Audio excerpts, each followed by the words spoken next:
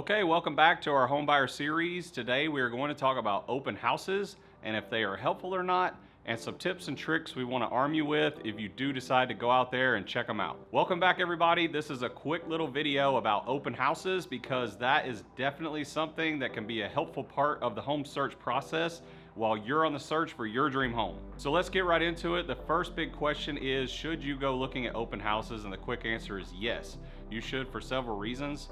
First, it makes it easier to schedule because you can go to an open house without us and be checking out homes and making your own observations without us having to be there.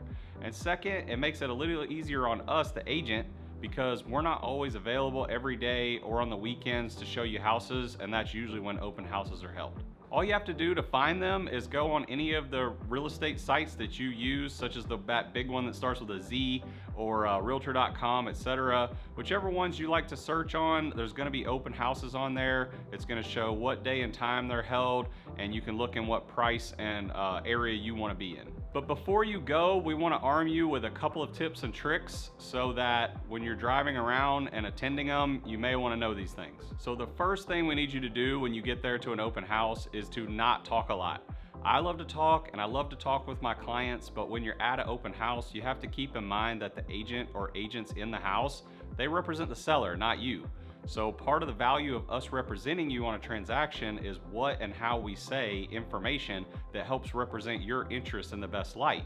But if you go walk into an open house and start saying things like, "We love it," or "We've been looking forever and this is the house we're looking for," okay, those types of statements can allow the other agent to pass that along with your offer, and they can try to do all kinds of things to benefit themselves, such as counter your offer, asking for a higher price or better terms, etc., simply based on the fact that they now know you will do almost anything to get the house. So make sure when you go in there to keep a pretty tight lip about the situation, your emotions about the house, your motivation to buy, things like that, because they can use that against us when we go into negotiations down the road. The second tip is whether or not you should ask the other agent any questions. And the answer to that one is also a big fat yes, because when we have to call the listing agent and we're the buyer's agent, the other agent tends to hold their cards close to them, so to speak, and not give us a lot of personal information about the seller or the house right away.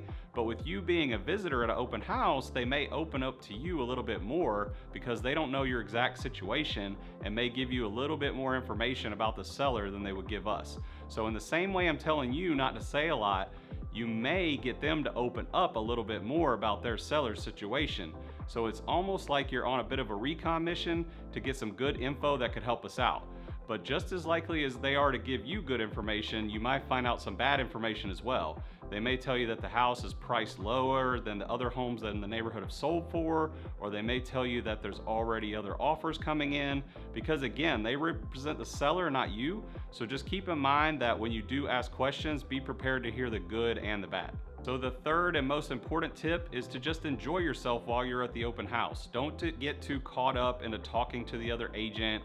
Just be sure to check out the house. Feel free to walk around, pick up a free bottle of water or whatever goodies they might be giving away. You're there to see if the house is a good fit for you. So try to spend more time looking at the backyard, looking at the room sizes, and less time trying to be a secret spy and worrying about what you're having to say. And the fourth tip is the sign in. When you first get there, you may get asked to sign in. If you put your phone number down and they're a good agent like we are, they will call you later on to follow up with you. The two things that they're going to check up on is if A, you were interested in the house, but more importantly, B, they're going to be trying to find out if they can pick you up as a buyer that they can work with. And they may want to try to set you up on email campaigns or searches, things like that. So my tip here is if you don't want to be bothered later on, you can just put my phone number down. Again, I love to talk to people, so if you put my phone number down and they call, I can let them know that I'm your agent.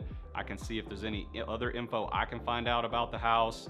I can let them know if you were interested in the house or if you weren't interested in the house. And that way, they won't follow up with you later on with any kind of campaigns. Once they call me, it'll be done. So that's it. I think that covers the main tips into going to open houses. So you want to go out there, find them, schedule them. Don't talk too much. Don't give away too much information. See how much information you can get from the other agent and enjoy your experience and the freebies they might have while you're there. And leave my phone number at the sign-in if you don't want to be bothered later down the road. I hope you enjoyed and learned some things about open houses. Comment below. We want to hear from you, and be sure to check us out on the next buyer video.